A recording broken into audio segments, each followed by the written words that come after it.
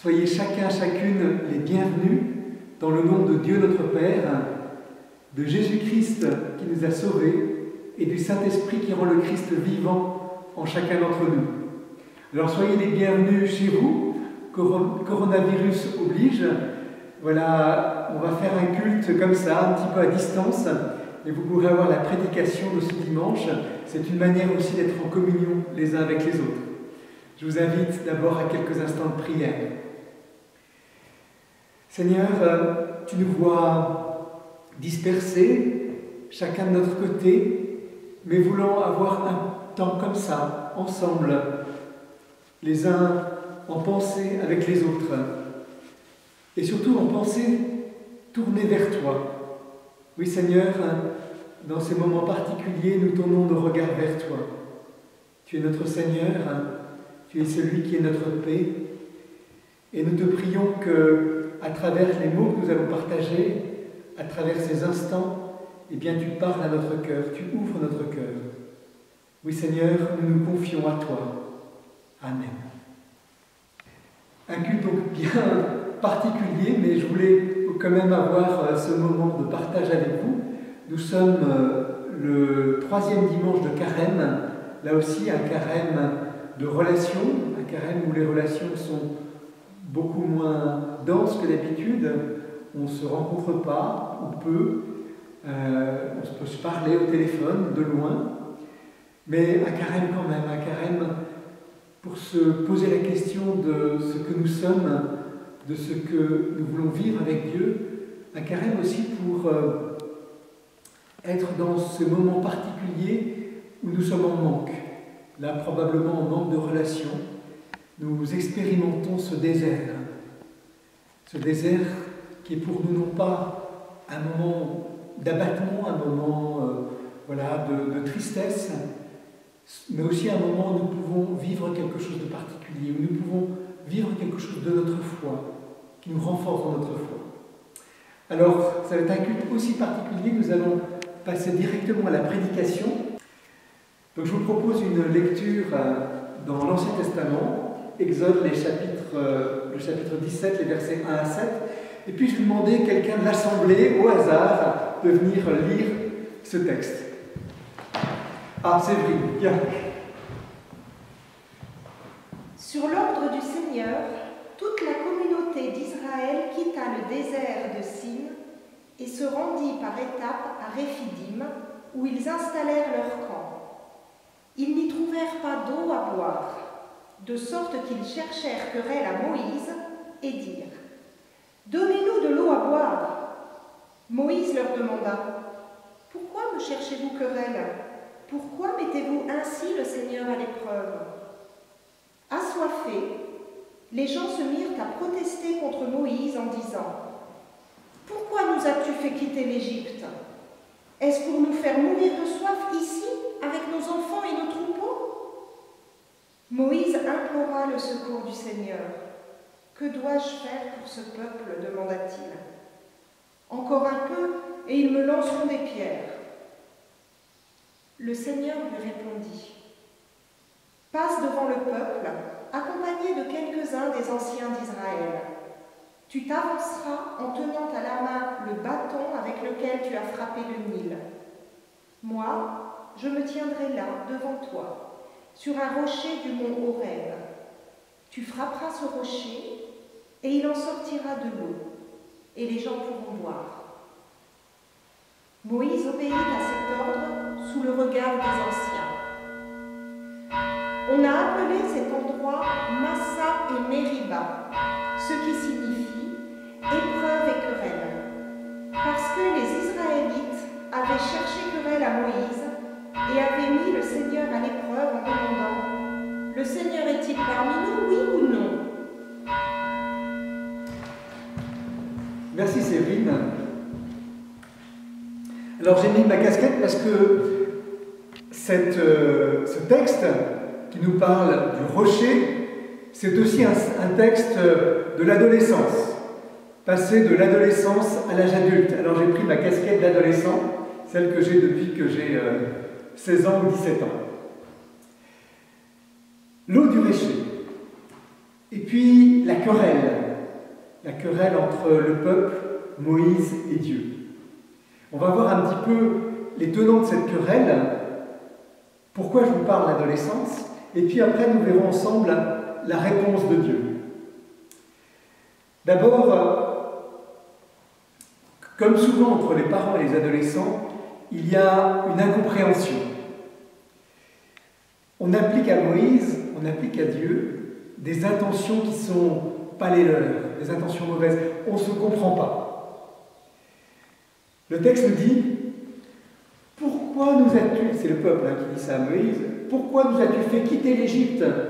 Est-ce pour nous faire mourir de soif ici, avec nos enfants et nos troupeaux? Est-ce que c'est pour ça que tu nous as fait sortir d'Égypte? Quelle intention on prête à Moïse? Quelle intention on prête à Dieu? Tu nous as fait sortir d'Égypte pour nous laisser mourir. » Et ça, prêter des intentions aux autres, c'est une tendance qui est naturelle. On cherche du sens à ce qui nous arrive. On cherche du sens dans les relations. Et quand les choses ne se passent pas comme on voudrait, quand il y a de l'animosité, il peut y avoir de la colère, eh bien souvent on échafaude ce que les autres pensent, où ils en sont. On leur prête toutes sortes d'intentions, en général pas très bonnes. Ces intentions mauvaises, on les vit aussi dans nos relations parfois en Église. On a eu des moments de tension. Et souvent, eh bien, ça passait par mail interposé, par lettre, etc. Mais le jour où on pouvait se réunir et parler franchement les uns avec les autres, eh bien, on s'apercevait que les intentions n'étaient pas celles qu'on avait imaginées. Dans nos relations, si nous pouvons avoir cette pensée que les autres ont une intention bonne envers nous, qu'il y a des explications de ce qui se passe ou d'un bout de tension qui s'est passé qui sont autres que celles que nous pouvons imaginer. Soupçonner le bien. Ça, c'était un des fruits de l'amour que Paul nous décrit dans 1 Corinthiens 13. Ne soupçonnez pas le mal. L'amour ne soupçonne pas le mal. Soupçonnez le bien, au contraire. La deuxième chose qu'on voit dans le peuple, eh bien, c'est qu'il a soif, et pour étancher sa soif, il va s'adresser à Moïse. Quand on est un enfant, un bébé, eh bien, on n'est absolument pas indépendant, et puis on a besoin de ses parents pour tout. Le moyen pour avoir son biberon, le moyen pour être changé, etc., c'est le cri. On va pleurer, on va crier. Là, le peuple fait un petit peu ça, il crie. Et puis en grandissant, on s'aperçoit qu'on devient plus indépendant et que, eh bien, pour obtenir des choses, eh bien, il faut aussi travailler, il faut aussi chercher. Ça arrive aussi avec les enfants un peu plus grands, c'est pour avoir de bonnes notes, eh bien, il faut travailler. Alors quand on est dans les petites classes, ça va relativement bien, et puis plus ça monte, plus on s'aperçoit que les choses n'arrivent pas toutes seules. Là aussi, le peuple cherche de l'eau, et puis va crier pour essayer de l'obtenir. Il n'a pas ses propres ressources, ses ressources physiques, de travail, mais aussi ses ressources spirituelles. Il ne se tourne pas vers sa propre foi, il ne se tourne pas vers sa propre prière, il va rouspéter, crier pour obtenir quelque chose. Ça nous dit aussi comment vivre notre foi. Nous sommes en dépendance de Dieu, bien sûr, nous sommes en dépendance des uns des autres, mais nous avons aussi des ressources spirituelles qui nous sont données et que nous sommes appelés, amenés à mettre en pratique. Et puis, le peuple va mettre Dieu à l'épreuve. Mettre Dieu à l'épreuve. Tester Dieu. C'est un mot hébreu qui veut effectivement dire tester. Et dans ce mot, mettre à l'épreuve, tester, il y a cette notion de connaître complètement. Vous savez que quand on teste des produits, c'est en marketing, ou quand on teste des produits techniques, eh bien c'est pour voir jusqu'où ils peuvent aller, pour mieux les connaître, mieux les encadrer. Et ce mot qui est utilisé, tester, c'est un peu ça, c'est le peuple qui veut connaître Dieu, mais pas dans le sens de mieux le connaître, pour mieux l'aimer, pour mieux s'approcher de lui, mais le maîtriser. Oui, on veut maîtriser Dieu comme on veut maîtriser un objet. Et ça, c'est le propre de l'idole. Tester Dieu, c'est vouloir essayer de maîtriser les choses. On veut un Dieu, qu'on fabrique un Dieu qui réponde à nos besoins, mais tels que nous les imaginons. Nous aussi, parfois, nous pouvons être comme ça, dans notre prière. Nous voulons tout maîtriser. Alors, la maîtrise, en ce moment, on voit bien qu'on a du mal à y arriver. Hein, la maîtrise en écologie, puis là, quelqu'un me disait, voilà, un petit virus de rien du tout, et puis ça y est, le monde entier, eh bien, sombre dans quelque chose qu'il n'avait absolument pas anticipé, quelque chose de chaotique. Nous ne maîtrisons pas tout. Je crois même que ce n'est pas une bonne chose de tout maîtriser. La vie fait partie aussi, la vie est surprenante, la vie change. Nous ne maîtrisons pas Dieu, nous ne maîtrisons pas le monde, nous ne maîtrisons pas la nature, nous ne sommes pas appelés à cela, mais nous sommes appelés à être en harmonie, les uns avec les autres, en harmonie avec la nature, en harmonie avec le monde, en harmonie avec Dieu. Et puis, en mettant Dieu à l'épreuve, on a ces paroles que Séverine nous a dites à la fin. Alors, l'Éternel est avec nous, oui ou non? Sous-entendu, tu réponds à notre prière, tu nous donnes de l'eau, parce que si tu es avec nous, il faut que tu nous donnes de l'eau telle qu'on en a envie. Alors ça, j'en ai parlé aux enfants du culte de l'enfance, on avait encore le culte de l'enfance vendredi. C'est un petit peu... Papa, maman, ils m'aiment pas. Ils m'ont même pas acheté d'iPhone. Nous n'obtenons pas toujours ce que nous voulons. Est-ce que Dieu est avec nous? Est-ce que Dieu m'aime? Parce que je n'ai pas obtenu une réponse à ma prière.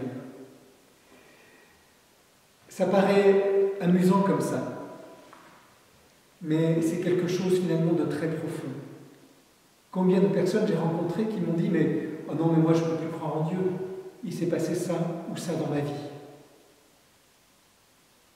J'ai eu un malheur, j'ai perdu un enfant, ou j'ai un enfant qui a des difficultés. Il n'est pas comme les autres. Alors, Dieu n'est pas avec moi, Dieu n'existe pas, ou Dieu ne m'aime pas, ou je ne veux plus entendre parler de Dieu. Parce que ma vie, ce qui arrive dans ma vie, n'est pas conforme à ce que je voulais, ce que j'imaginais, n'est pas normal pour moi. Et inversement, j'ai eu ce témoignage, encore cette semaine, d'une femme qui avait perdu son mari, mais qui était portée par sa foi. Et malgré cette tristesse immense, malgré cette souffrance immense, eh bien, il y avait au fond d'elle cette reconnaissance. Elle se disait, mais j'ai vécu ce temps, c'était un temps heureux et je peux être reconnaissant pour ce temps. Et qui me dit que d'autres choses se seraient passées qui auraient été des écueils dans notre vie, l'un avec l'autre. J'ai ce témoignage de cette femme atteinte d'un cancer, mais qui rayonne de cet amour de Dieu, qui rayonne de cette joie intérieure profonde, qui n'enlève pas la souffrance. Donc face aux mêmes événements, face aux mêmes choses, eh bien on peut être dans « j'ai pas reçu ce que je voulais, alors je n'aime plus Dieu ou je n'aurai plus » ou inversement. Comprendre que sa présence est toujours là, même si je ne comprends pas exactement ce qui se passe. Être dans cette confiance qui nous fait vivre.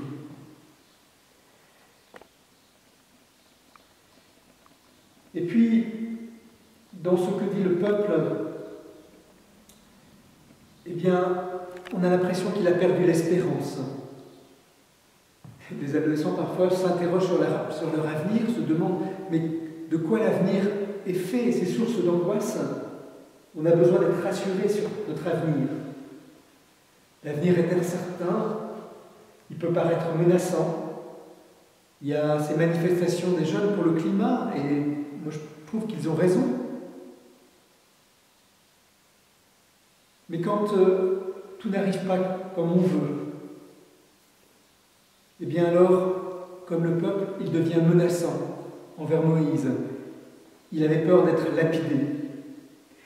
Et ce que vit Moïse, on peut faire un parallèle assez frappant avec ce qu'a vécu Jésus. Le peuple voulait quelque chose de Jésus. Il voulait qu'il le délivre de l'occupation romaine. Mais ce n'est pas ce que Jésus a fait. Il avait un autre plan bien plus profond, bien plus essentiel. Et alors, quand le peuple a vu qu'il n'allait pas être le Messie attendu, le Messie prévu, le Messie cadré, celui qui allait les délivrer du peuple, alors ils ont dit crucifie, crucifie-le. Ils l'ont amené à la crucifixion. Nous aussi, pour chacun d'entre nous, nous pouvons être ceux qui reçoivent le Christ, non pas comme quelqu'un qui va être loin de nous, qui va répondre de loin à nos prières, à ce que nous voudrions, mais qui cherche quelque chose d'essentiel en chacun d'entre nous. Alors comment Dieu va répondre à cela, à la demande du peuple? Eh bien, Dieu va d'abord dire à Moïse, passe devant, passe à travers, passe vers le peuple. Passe devant le peuple, un mot en hébreu, abad, dans lequel il y a la notion de compagnon, d'être avec. Il est celui qui va être avec. Et là aussi, celui qui est avec, c'est l'Emmanuel, Dieu avec nous. La première réponse de Dieu à nos besoins, à nos demandes, parfois à nos colères, en tout cas à ce peuple qui doit se tourner vers lui, c'est Dieu avec nous, l'Emmanuel. C'est le Christ qui vient avec nous. Dans toutes nos souffrances, dans toutes nos difficultés, dans tous nos moments de dépression, de moments de découragement, nous pouvons tourner le regard vers le Christ. Dieu est avec nous. Il est là. Il se trouve au plus profond de nos cœurs, de nos vies, de nos existences. Il est là. Dans cette idée de traverser, il y a aussi un moment, il va traverser et ensuite Dieu lui dit « Prends ton bâton ». Et prends ton bâton pour les Israéliens, pour le peuple, ça veut dire quelque chose. C'est le bâton que Moïse a utilisé au moment de la sortie d'Égypte. Celui qu'il a brandi pour ouvrir l'eau de la mer Rouge, c'est celui qu'il a utilisé auprès de Pharaon et le peuple l'a vu. Prendre le bâton, c'est se rappeler nos expériences avec Dieu dans les moments difficiles. Prendre le bâton, c'est regarder aussi vers la tradition chrétienne. Nous ne sommes pas seuls. Nous venons aussi d'une tradition. Nous avons des témoins qui ont vécu avec le Christ, qui nous parlent de lui. Et nous sommes héritiers de cette tradition. Cette tradition, nos propres expériences, c'est quelque chose qui nous soutient. Et enfin, Moïse va frapper avec le bâton le rocher et l'eau va couler. L'eau va couler. L'eau, le symbole de ce qui nous est essentiel.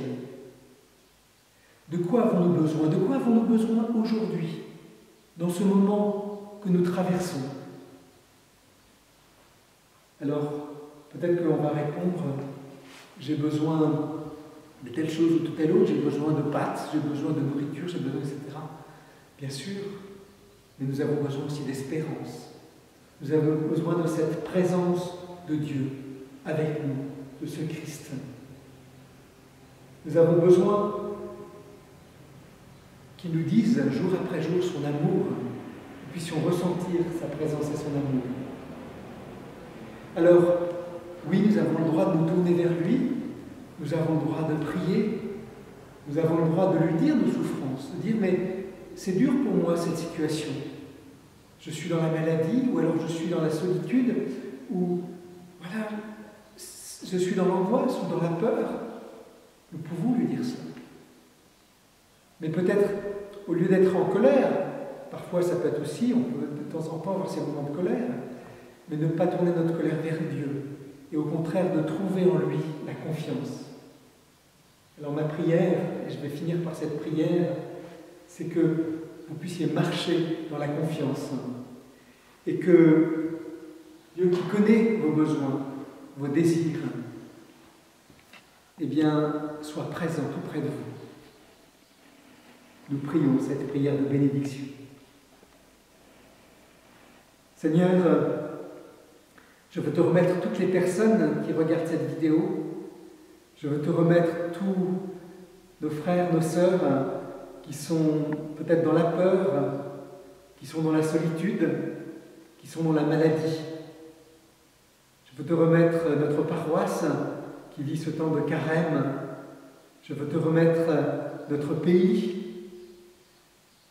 qui vit maintenant avec cette maladie.